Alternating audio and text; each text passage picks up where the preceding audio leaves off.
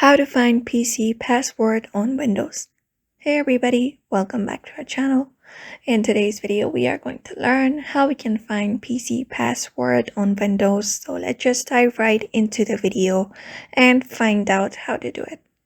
So for that, first of all, you need to open up your settings. You can hit Windows plus I to open up your settings and you should be finding this interface.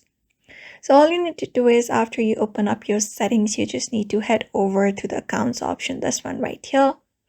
And once you reach over to accounts, you need to go over to the sign in options from the list.